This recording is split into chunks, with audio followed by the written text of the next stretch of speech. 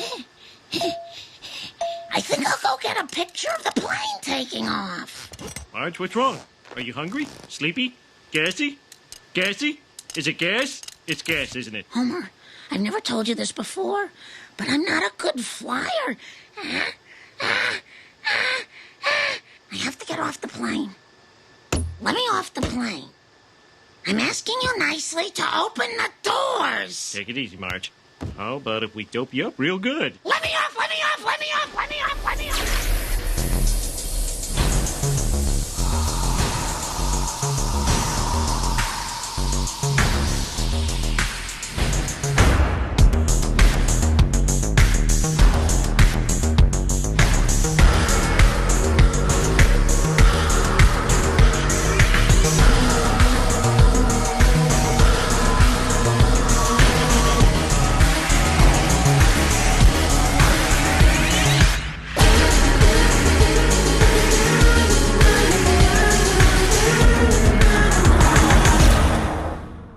Hello, friends, fans, stalkers, and strangers. Welcome to the first ever episode of the brand new podcast called The Complete Guide to Horror Movies. Thank you for making that announcement that no one cared about. So in this podcast series, my co-host, Byron Pesco, aka BP, Coop, and I will discuss specific horror franchises, tropes, genres, time capsules, and, well, basically anything horror.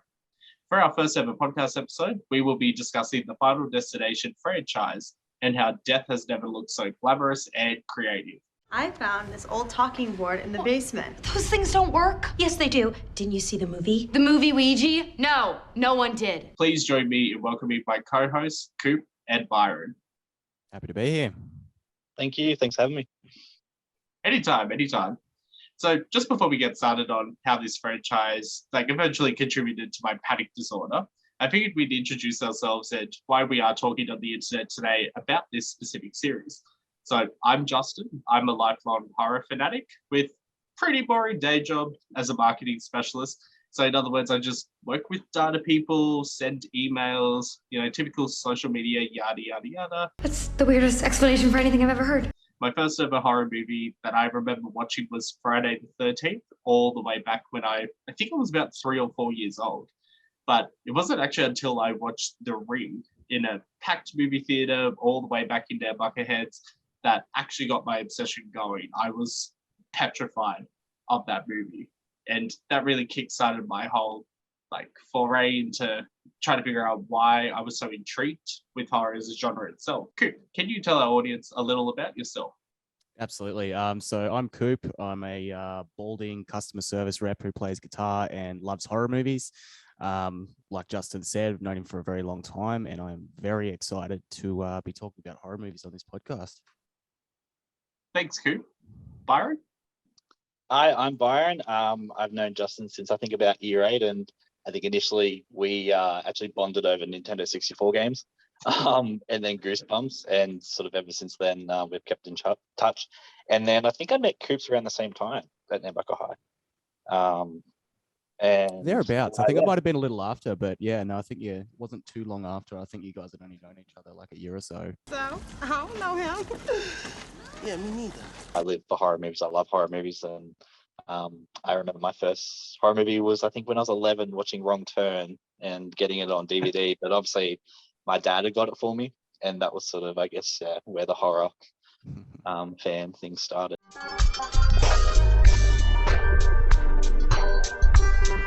Let's start with the first one, Final Destination, which was released in 2000. What's your fucking problem? Alex, qu'est-ce que c'est? Fucking plane's gonna explode! That was the movie that really kicked everything off. It had Devon Sawa, it had Ali Larter, it had a few people from American Pie, like Sean William Scott and that other guy whose name I can't remember. But I remember watching this movie and thinking, holy shit, that plane sequence with the opening premonition. Yes. I just remember watching it thinking, wow, this is harsh. That opening scene with the plane crash, and of course, there's been so many movies that have had big plane crash sequences, but I always feel like that one sort of stands out the most for me, particularly the way that it ends with the fire on his face and the flickering, the sizzling noises they have on his face just as he's sort of waking up, is yeah, really, really, really jarring. I think it's a very good scene.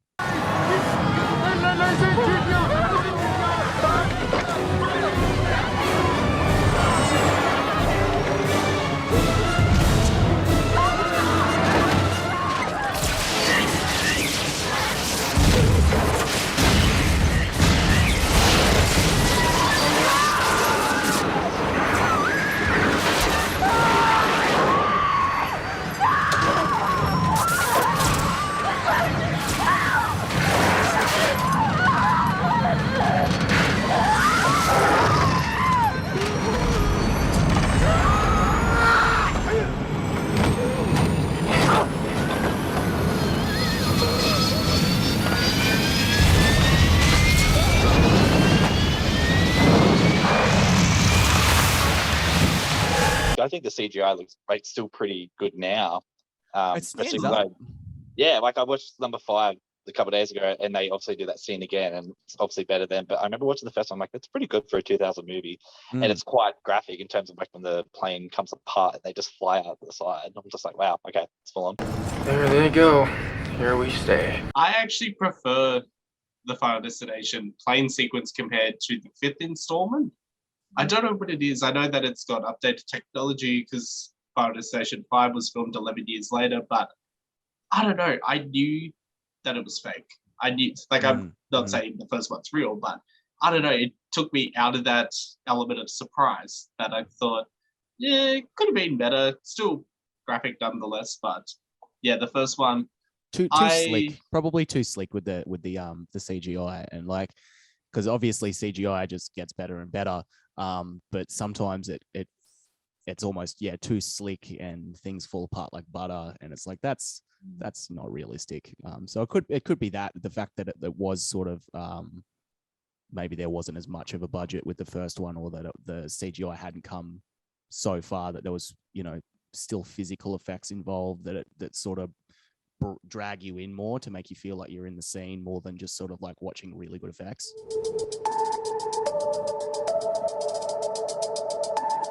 The standout death scene in that one is definitely with the teacher.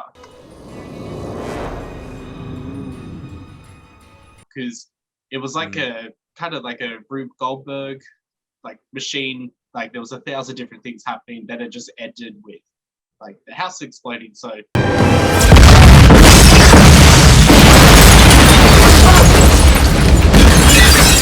I also like the way it was done, where it was, and this is a common theme with most of the sequels too.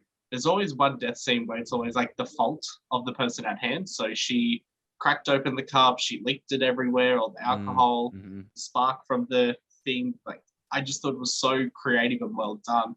And then it was just like, bam, knives fall down, bam, the house explodes, bam, this happens. And it's just like, who thinks of this? Like, if I had tried to write down something, I would go for something simple, because for me, something simpler the better. But when I see complex scenes like that particular scene done so well, it makes me think, shit, I need to up my game.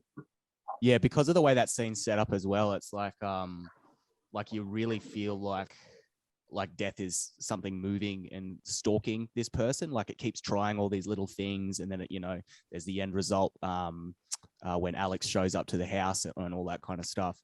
It's like, oh, well, how much of this is predetermined? How much is this their choice? And how much is this death pulling strings in order to kill this person as well? So it's like, heaps good.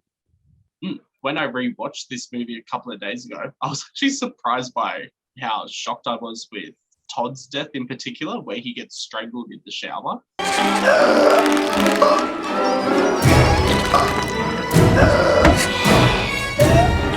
I don't remember it being that brutal. Like, I don't remember it, like his eyes like popping with like bloodshot and everything. Vessels and that looked good. That was pretty scary actually, with the bloodshot eyes.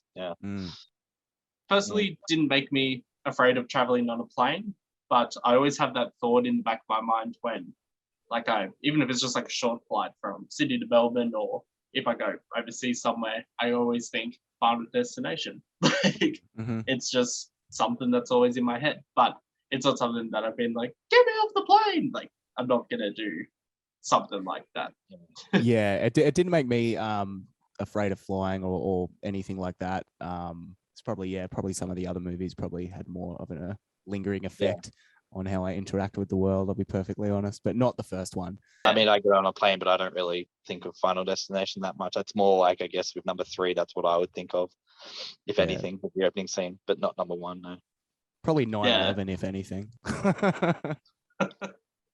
But it's also that thing of not having control, especially in this one, because you're on a plane and you just pray to God that everything goes to plan. Yeah, the idea that your life is not in your hands. I guess plane's probably a good scenario for that. Yeah.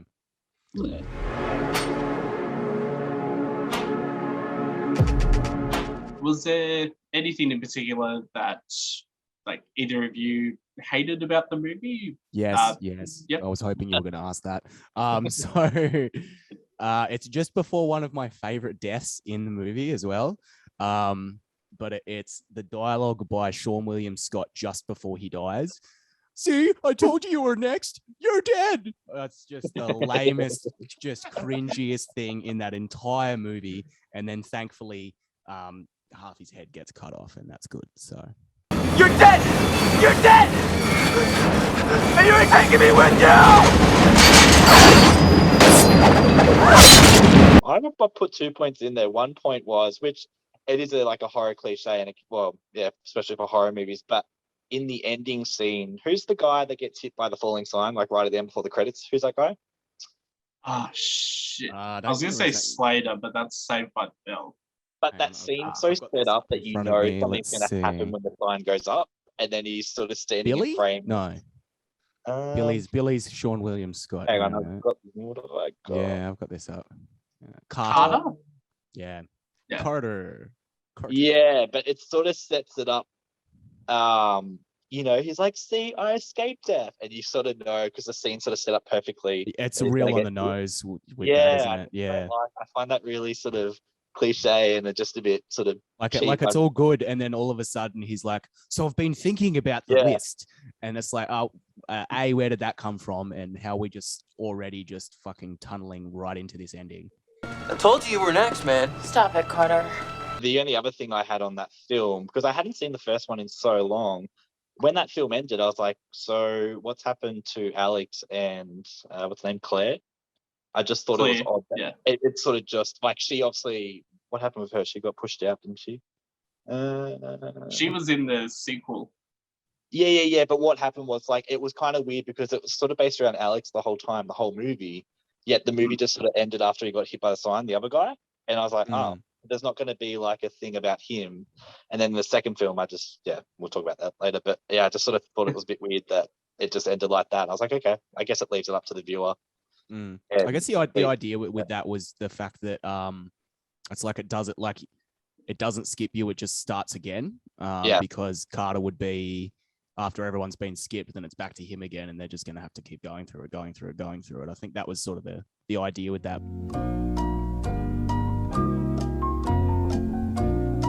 Initially, this was actually an episode written for the X-Files back when X-Files was in its original incarnation in the 90s. It was supposed to be like a standalone Monster of the Week episode, which is part of the X-Files mythology, where instead of focusing on the big alien storylines, they focus on these individual episodes.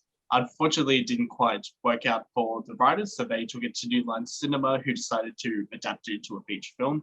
It had so many working titles where it was going to be just called Flight 180, it was going to be called Flight Crash. There were so many different names just with the word flight involved. And then how Final Destination came about was from Tony Todd, who is the oracle of death. In death, there are no accidents, no coincidences, no mishaps, and no escapes. In Final Destination 1 and 2, he comes back in the 5th installment.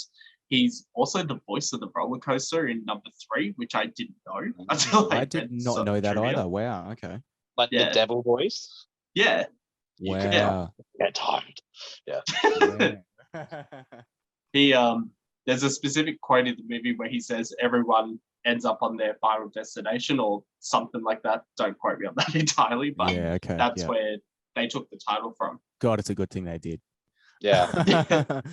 Could you imagine watching Flight Crash 2 and being like, why are there cars in this? What the hell?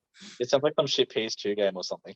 Yeah, I know. Yeah. Like a bad one in like the Like Hot budget Wheels bin. or something, like Flight Crash 2, yeah. Yep. The only other point I was going to make on the first movie was it would be in because when did this movie release in 2000? Did it say, or does anyone know? I think it might have been August 2000. It's kind of unrelated, March, but March it would have been 17th, 2000. interesting if it was meant to be released after, say, 9/11 because of the plane thing. If they would have released it, or they would have delayed it like a year, or if they would have re-scrapped the opening scene. That's what I was thinking when I was watching it as well. Maybe sure. Maybe the second one was going to be another plane, and then they were like, well, maybe it's not such a good idea. Yeah, but I'm interested. Like Final Destination 5, I guess you can get away with it because it would have been what 10 years exactly, pretty much. Yeah, and I guess it's more of like a callback than anything. Yeah. Yeah. Open wide! Here comes a plane! Oh, the plane needs to make an emergency landing! Sex in the City, in their opening sequence, they have a shot of the two towers. After 9/11, there's no shots of the two towers, like in any of those episodes onwards. What are you, fucking crazy? That's your answer? Have either of you seen some of the alternative endings for the first movie? I didn't know there was any alternatives. No. True. Well, there's some different endings. There's an ending where it's so bad. This was like the original ending. And Alex dies when he gets electrocuted. And Claire is pregnant with his child. And she's like walking through the park and there's like leaves falling and stuff. And it just kind of ends and it's shit. Yeah, apparently it tested bad with audiences and then they came up with a new ending. So they tried to make it a bit like the butterfly effect before the butterfly effect, I guess. And it just didn't land.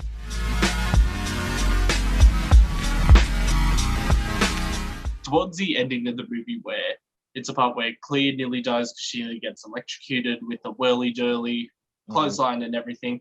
When she's climbing the house, it looks like she's boarded up the windows. So in my mind, I thought, is she a squatter? Is she someone that's like taken over someone's house? Or is it just bad production design where they forgot about it? Because they don't really explain it. They didn't go into the story enough with Claire's background and the fact that like, parents have like left her or died or whatever, but like she's still got like this madhouse and a dog and she's like got a workshop in a garage and like, who's paying for all this shit? But I feel like that's probably a plot hole in a lot of American teenage movies, is how to, these teenagers have all this stuff and, basically living like adults at age 15 or 16, which is just obviously not a reality to most people. Especially when the actors are like in their early 30s. Oh, yeah. I'm a 25-year-old playing a 15-year-old. It's, yeah. They cast people in their late 20s, early 30s to play us. TSA is way scarier than Final Destination. Oh, by far. By far. Like, me and my little brother back in 2017, we got picked at, I cannot remember the name of the airport. I think it's Newark, New Jersey.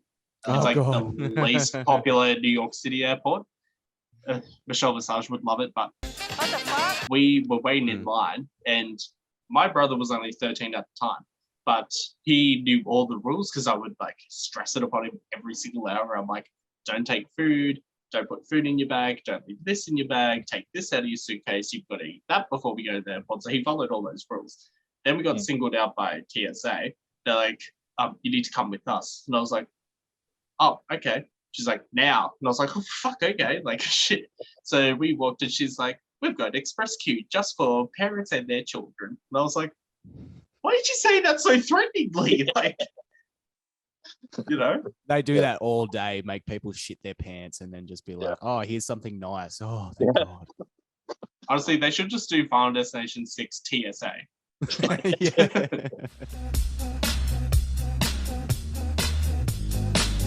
Thank you for tuning in to our remastered episode of Final Destination. This is to mark our 1-year anniversary since we launched the podcast. And since then, we've had 63 episodes, a whole ton of bonus episodes, everything from reaction videos to ranking Ghostface killers, top jigsaw traps, and more. We also greatly appreciate your support across TikTok, where we have 3,000 followers, our Instagram, Facebook, and Twitter pages, so please follow us below. And especially thank you to BP and Coop, my two co-hosts. Could not have done this without you both. Like, comment, share if you liked this episode, and if you didn't like this episode, Then you can just drop fucking dead. Later, losers.